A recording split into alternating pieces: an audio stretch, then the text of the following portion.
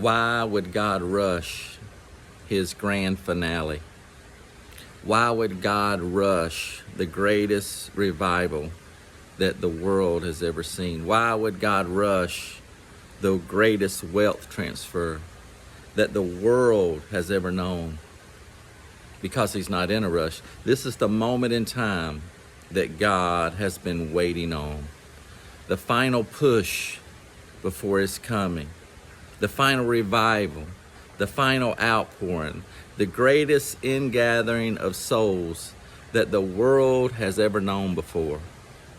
And yet we have been getting down and discouraged in the timing of when the Lord does it. And that's where the discouragement comes in. It's seed, time, and harvest. Because we're okay with the harvest because that's where the blessing is.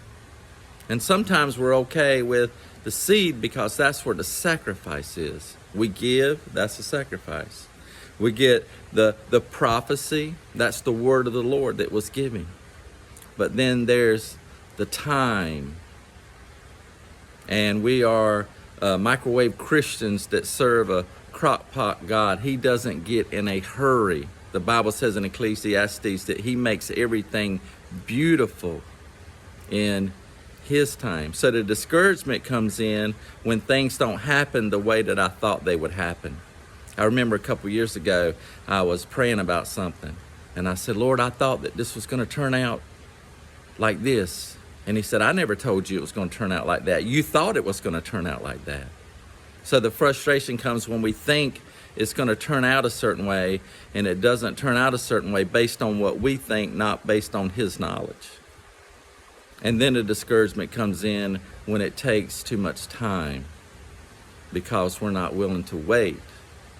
So what we have to do is we have to reevaluate, what am I willing to do while I'm waiting on God? What am I going to do while I'm waiting on God? Am I willing to trust him? Am I willing to obey him?